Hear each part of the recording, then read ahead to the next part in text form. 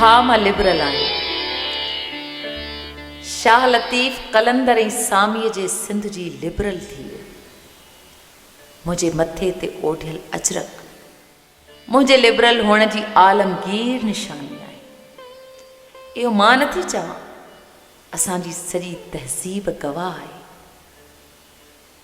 बुल्ले शाह जे हर ॿोल खां वठी रहमान बाबा जे शाइरीअ जा समूरा किताब खोले ॾिस।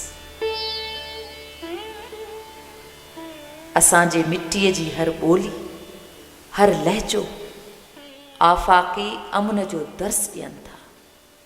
इन करे मूंखे लिबरल बणजण लाइ फाटल जीन्स पाए किथे विच चौक ते अंग्रेज़ीअ में ॻाल्हाइण ऐं मेणबतियूं ॿारण जी का बि ज़रूरत न आहे। ॿुधो, दुनिया जी आग जी सदा ॾींदड़ लिबरल ठेकेदारो, हिकु ॻाल्हि त ॿुधो।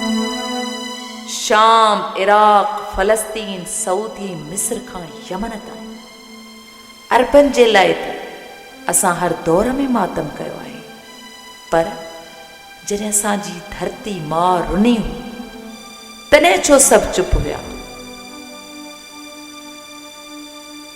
ॾिसो थोरो, को अरब रतीअ जेतिरो बि परेशान न आहे। ॿियो त ठहियो, पर लेनिन ऐं कास्त्रो जे मुल्कनि में रहंदड़ लिबरल इंसान दोस्त कम्युनिस्ट ख़ामोश आहिनि। वियतनाम, बर्मा ऐं नेपाल में हिकु माण्हू बि ॾुखायल न आहे। छो मुंहिंजे वतन जे बचड़नि लाइ को बि न रुनो? छो? तिन जो एॾो ॾोह हुयो, या हू अरब न हुया, या कम्युनिस्ट न हुया? शायदि तिन जो ॾुख महसूस करण जे लाइ सिंधु माथिरीअ जे हुअण जी सनद काफ़ी न हुई।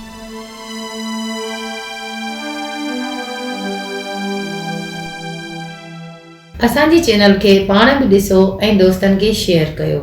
सिंधी ॿोली जो मुनफ़रिद YouTube channel Shah Latif Khawari TV.